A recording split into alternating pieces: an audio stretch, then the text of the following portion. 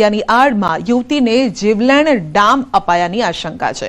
યુવતીના શંકાસ્પદ મોત બાદ ઘટના બહાર આવી છે તો મૃતદેહના અંતિમ સંસ્કાર વખતે ડામના નિશાન દેખાયા છે। પાડીના પલસાણામાં બની છે ચોંકાવનારી ઘટના, જ્યાં યુવતીના શરીર પર ડામ અપાયા હોય તેવી વિગતો સામે આવી।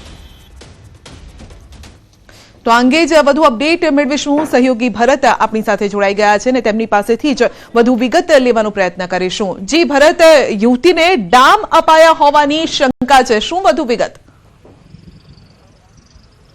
जी बिल्कुल, वलसाडना पारडीना पलसाणा छे आ गामनी घटना छे। अत्यारे जे दृश्य जोई रह्या छो आ फळियानी अंदर रहता एक छे आदिवासी परिवारनी एक दीकरीनुं छे एरियो शंकास्पद मौत थयुं हतुं ने त्यारबाद तेने अंतिम संस्कार माटे छे ए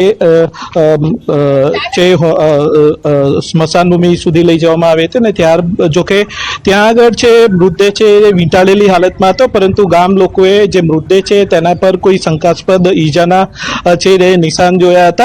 આથી છે આના મોતને લઈને અનેક સવાલો ઉભા થઈ રહ્યા હતા અને લોકોની મુખ્ય ચર્ચાથી વાત મુજબ છે યુવતીને ડામ દેવા આપવામાં આવ્યા હોય અને એને કારણે આ ઈજાના નિશાન હોય તેવું ચર્ચાઈ રહ્યું હતું। આથી મામલો વધારે ઉગ્ર બન્યો હતો।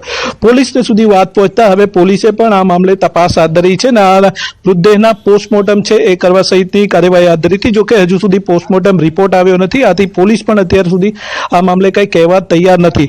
પરંતુ જે તે ચર્ચાથી વાત મુજબ છે આ રે અહીંયા આગળ જે પરિવાર છે એ પરિવાર પણ અહીંયા આગળ કંઈ કહેવા તૈયાર નથી, પરંતુ જે રીતે ગામ લોકોમાં ચર્ચાઈ રહી છે એ વાત મુજબ છે યુવતીને જો ભગત ભુવાની કે મેલી વિદ્યાના ચક્કરમાં છે ડામ આપવામાં આવ્યા હોય એને કારણે યુવતીનું મોત થયું હોય એવું ત્યારે વાતો ચાલી રહી છે, પરંતુ પરિવારજનો હજુ સુધી કંઈ કહેવા તૈયાર નથી। પોલીસ પણ અત્યારે છે પીએમ રિપોર્ટની રાહ જોઈ રહી છે।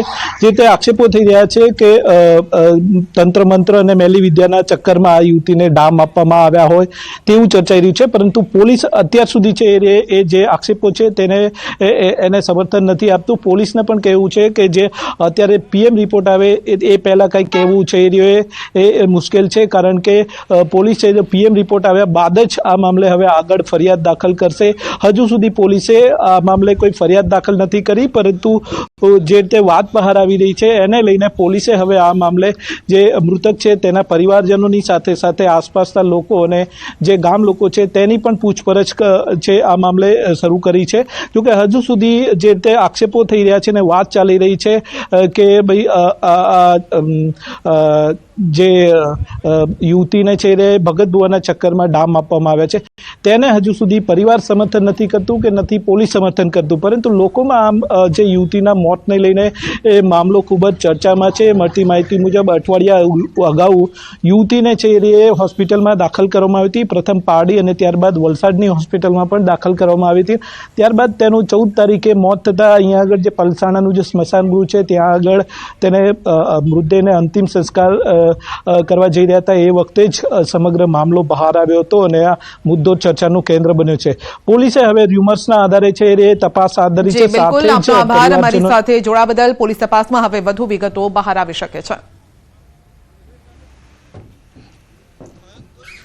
નેશનલ હેરાલ્ડ મુદ્દે ગરમાયું છે રાજકારણ। અમદાવાદમાં ભાજપનું વિરોધ પ્રદર્શન, ટાઉન હોલ ખાતે ભાજપ દ્વારા વિરોધ પ્રદર્શન, સોનિયા અને રાહુલ ગાંધીના પોસ્ટર સાથે વિરોધ પ્રદર્શન કરવામાં આવ્યું છે।